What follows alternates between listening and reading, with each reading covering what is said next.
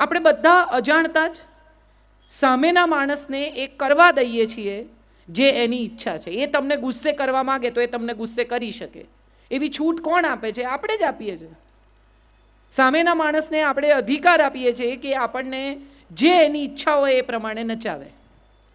એ ઈચ્છે તો આપણે સુખી, એ ઈચ્છે તો આપણે દુઃખી, એ કહે તો આપણે રૂપાળા, એ કહે તો આપણે ખરાબ. ટીવીમાં કેટલી બહેનો અહીંયા ટીવી જુએ છે, એમાં તો હાથ ઊંચો કરો ડર્યા વગર. Very good. મને એક વાત કહો કે ટીવીમાં જે જાહેરાતો આવે છે શેની આવે છે? ગોરા થાવ, પાતળા થાવ, વાળ કાળા રાખો, ચામડી ટાઈટ કરો, યંગ દેખાઓ, યુવાન દેખાઓ, એ સિવાયની કોઈ જાહેરાત આપણે જોઈએ છે? આપણને એવું જ શીખવવામાં આવે છે કે જો આપણે રૂપાળા છીએ તો જ આપણને કોઈ માણસ પસંદ કરશે અથવા આપણે કોઈને ગમીશું. આપણે જ્યારે શબ્દ વાપરીએ છીએ ત્યારે કયો વાપરીએ છીએ? છોકરી જોવા જાય છે. 10-10 રૂપિયાની ટિકિટ રાખવી જોઈએ મા બાપે જો જોવા આવતા હોય તો. હા કે ના? તમે વિચાર કરો કે છોકરી જોવા આવે એટલે મા બાપ પણ છોકરીને રૂપાળી કરીને, તૈયાર કરીને, ફેશિયલ કરાવીને, એને વાળ સીધા કરાવીને, બ્યુટી પાર્લરમાં મોકલીને રજૂ કરે. રોજ 24 કલાક સાસરે ગયા પછી આવી દેખાવાની છે? હા કે ના? તો શું કામ એને એવી બનાવીને રજૂ કરો છો જેવી એ છે નહીં? સાદી સીધી સરસ છોકરી, પ્રેમાળ, ખુલ્લું હસી શકે. સાવ નાની હોય ત્યારથી એને શીખવે, જોરથી હસવાનું નહીં, કોઈની સાથે આમ વાત નહીં કરવાની, પગ નીચા રાખીને બેસ.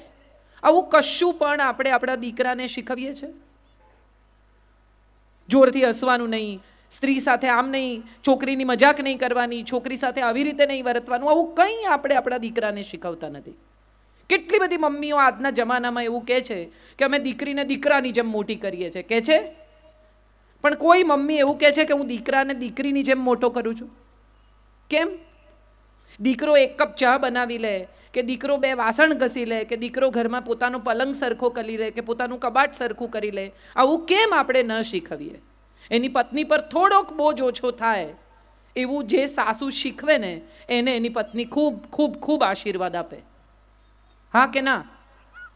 હા પાડો છો. કરતા કંઈ નથી. બધા અહીંયા આવ્યા છે, સાંભળશે મને, પુરુષોત્તમભાઈને, બાપુને. બહુ સારું બોલ્યા હો, આટલું કહેશે, જમશે ને ઘેર જશે. હા કે ના? હા કે છે, બોલો. હા કહો છો? ના તો પાડો કમસે કમ. ભલે નહીં કરતા મારું કહ્યું, પણ ના તો પાડો. મોઢે જ હા કહો છો. મારે જે વાત તમને કહેવી છે ને એ છે, બહુ બધા લોકો તમને શાસ્ત્રોની વાત કરશે, બીજી વાત કરશે.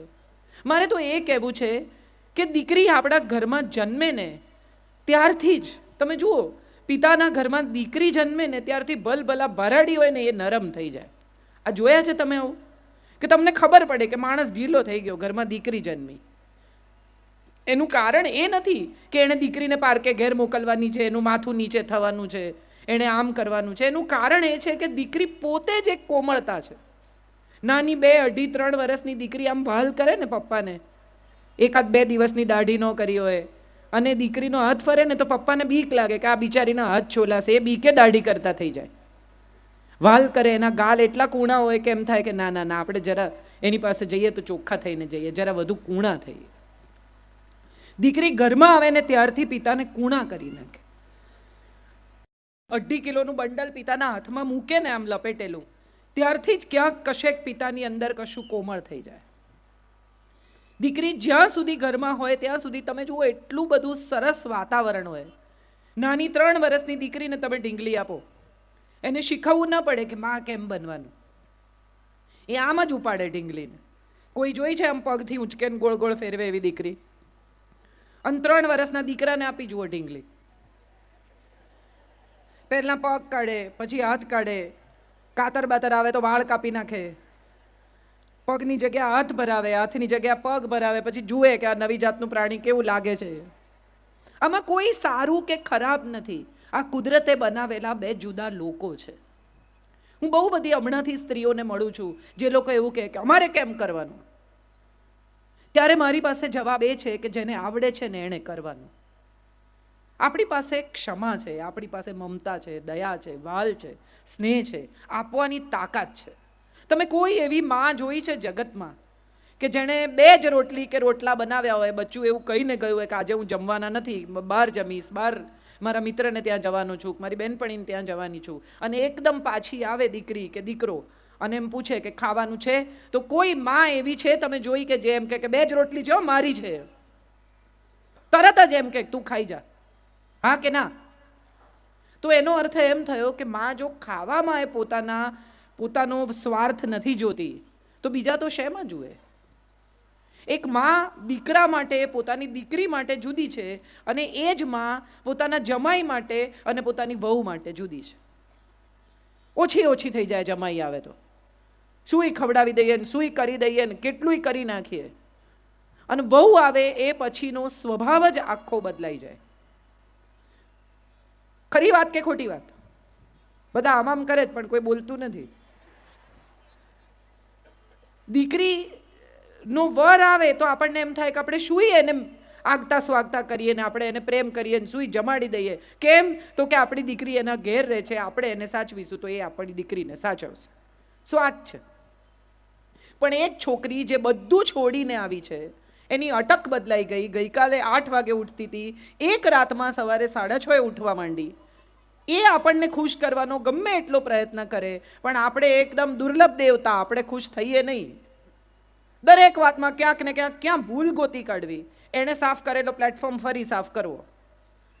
વેતા નથી, આવડતું નથી, ધીરી છે, આવી છે. બાપુ એક બહુ સરસ વાર્તા કહે છે, મને બહુ ગમે છે એ વાર્તા. હું એમની હાજરીમાં તમને આજે કહું કે એક સાસુમાં હતા, એને ત્યાં વહુ પરણીને આવી. વહુને ઘરે સવારે શિરામણનો રિવાજ, સવારે ખાય. અહીંયા કોઈ સવારે ખાય નહીં, મા દીકરો એકલા રહે. રાતના જમ્યા એ પછી સીધું લંચમાં ખાવાનું બપોરનું. તો થોડા દિવસ તો ચાલ્યું, પછી વહુને એમ થયું કે આ તો આમ તો નહીં જીવાય, રોજ સવારે ભૂખ લાગે ને છેક જમવા સુધી રાહ જોવાની. એટલે રાત્રે રોટલો ભાખરી ચોરી લે, ઘંટીની નીચે છુપાવી દે. સવારે દળવા બેસે ત્યારે ધીમે ધીમે ખાય. એક દિવસ સાસુમાં વહેલા ઉઠી ગયા, એ દળવા બેસી ગયા. એણે જોયું કે આ તો ઘંટીની નીચે વાડકી છુપાવેલી છે ને એમાં તો ભાખરી છે. એને થયું અરે બિચારી લુખી ભાખરી ખાય છે. બીજા દિવસથી ગોળ મૂકવા માંડ્યા કે હશે બિચારી, કહી નથી શકતી ને.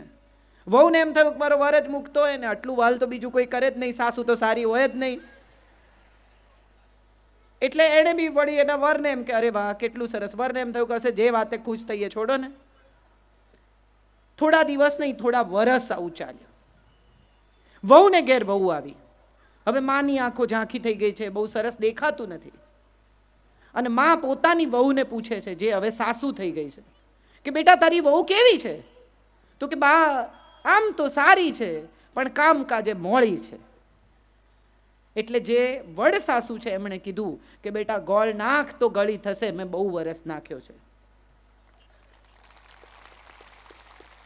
એમ કોઈ ગળ્યું થતું નથી, ગોળ નાખવો પડે છે. જેણે ગળ્યું ખાવું હોય ને એને. તમે રવો શેકવા માંડો એટલે શીરો ન થાય, એમાં ખાંડ આપણે જ નાખવી પડે, બીજું કોઈ નહીં નાખે બહારથી આવીને. આપણું ઘર, આપણો પરિવાર, આપણી દુનિયા, આપણા દીકરાની વહુ પરણીને આવી. એ 2 જણાને બહુ બનતું હોય ને તો સાસુને વાંધો પડે, બહુ ગેલો છે. અરે એક આનંદ થવો જોઈએ કે કેટલું સરસ મારા દીકરાને મારી વહુ સાચવે છે, ચાલો મારી ચિંતા ઓછી થઈ ગઈ. કેટલા વર્ષથી મમ્મી કહેતી હોય દીકરાને થોડું લીલું શાક ખાને, ટીંડોળા ચાખી જો, પરવળ ચાખી જો, ચોળી ચાખી જો.